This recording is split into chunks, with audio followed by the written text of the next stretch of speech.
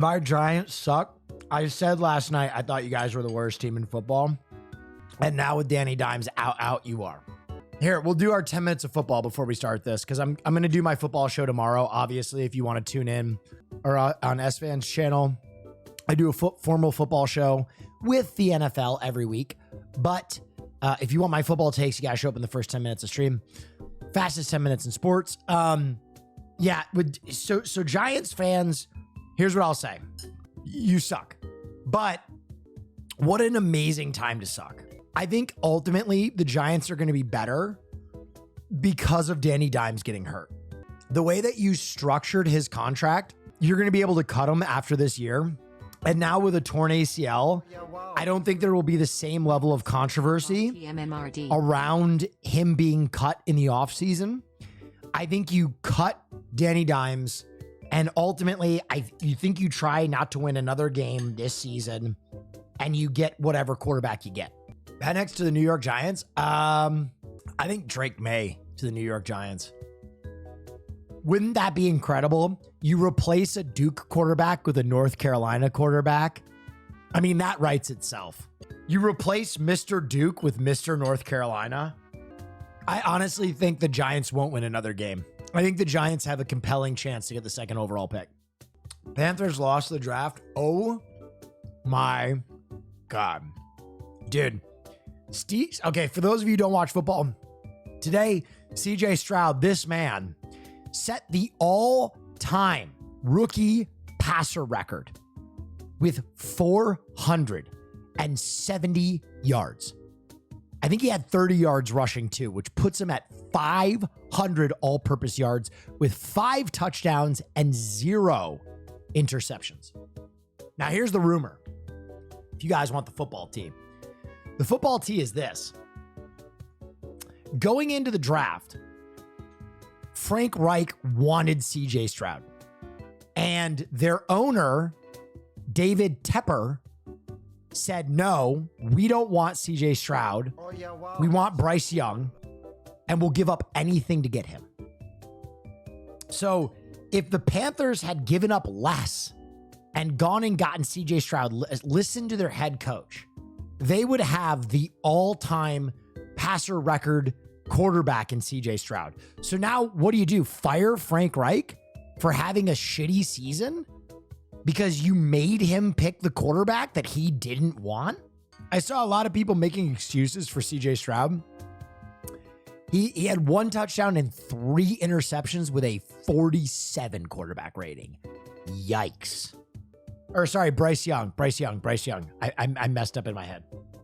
If you have a fantasy team, race to your waiver wire. Tank Dell and CJ Stroud for the rest of the season. So that was one game, or that was one storyline. The other storyline, Bryce Young, worst trade in NFL history? No. That's Russell Wilson. Russell Wilson is a factorial more. The other big storyline, the Vikings were down and out. They start winning, and then all of a sudden, Kirk Cousins blows out his Achilles. They're done again. Joshua Dobbs wasn't even supposed to play this game. Was traded 5 fucking days ago. 5 days.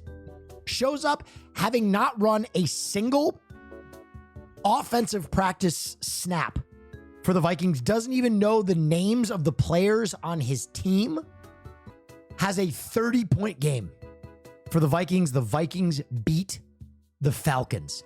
What are you fucking talking about?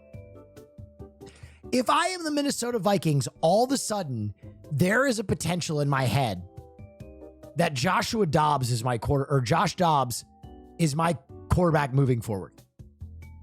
Sign this kid. Give him a contract.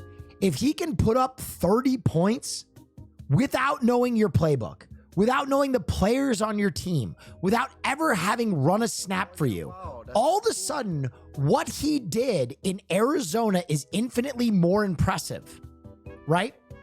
Because he was in very competitive games with the Cardinals. And we were thinking, well, the Cardinals must not be that bad. Well, let me tell you, the Cardinals are that bad. They just lost 0-27 against the Browns. They got fucking thrashed. So all of a sudden, everybody, the light is on. Holy shit, Josh Dobbs might be that guy. He might be that fucking guy. The Vikings, in an absolute desperate situation, might have found their quarterback of the future. And I'm really going to talk my shit now. I think Josh Dobbs wasn't getting a fair shake at quarterback because he has alopecia. I'm going to say it. I am going to say it. I don't think Josh Dobbs ever got a fair shake at being a starting quarterback because he has alopecia. I'm just going to put that out there. Because there is no way that he was doing what he was doing with the Cardinals and then goes and does what he did with the Vikings without some fuckery going around. I'm telling you, head offices in football do a lot of weird shit. They do a lot of weird shit. And if you are not their guy, if you are not their administration's dude, they don't back you. How in the NFL right now, where there is such a dearth of quarterback talent, where there are like 10 teams that are desperate for quarterbacks, did this kid get dropped at the trade deadline after carrying the Cardinals for a fucking sandwich and a can of soup? I think they traded a 5th round pick for him. And he went nuts for the Vikings without even running a single snap in practice. Vikings, if you do not give this kid a fair shake as your starting quarterback next year, you have fucked up. Okay, the official trade for Dobbs, by the way, they traded his 7th or 6th and they got a 7th back. It was a 6-7 pick swap. Literally, the sandwich probably would have cost the organization more. A sandwich is probably more valuable than what they gave up for this kid at the trade deadline. Well, I wish him the best. He's a fucking awesome guy. Did you guys know that Joshua Dobbs, here's another story, just so you guys don't think I'm tin hat with the alopecia thing. Joshua Dobbs was the starting quarterback for 3 games for the Cardinals. And he won that game and he was doing great. He went into the Cardinals store at the stadium. They did not stock a Joshua Dobbs jersey. The Cardinals did not have a jersey for sale of their starting quarterback. He won 1 game. That's as much as Bryce Young has won. And Bryce Young has a better team. If you want more of my insider information, because I'm going to be honest, I've made a few predictions this season and I've been really good. Oh, yeah, wow. As a football commentator, I've kind of been pretty good.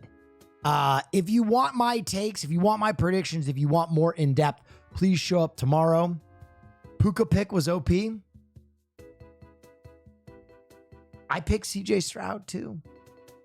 I said CJ was going to be the best quarterback out of this class. Anyway, I don't get them all right, but I do have some pretty good takes. Show up tomorrow, SFan stream, 4 o'clock West Coast time. You smug motherfucker. Hey, listen. It's really fun to talk football and then do so on an NFL show, which is what SFan and my show is, and have my predictions be more accurate than the people who really get paid to do this, right? That's pretty cool. It's fun when objectively I have done better calling games, making predictions than like most of the people on ESPN this year. I will be smug because this year I have killed it. You also said that the Lions would be good. I said that the Lions would win the division. Everybody laughed at me in the beginning of the year. Jordan Love's going to be the guy. All right.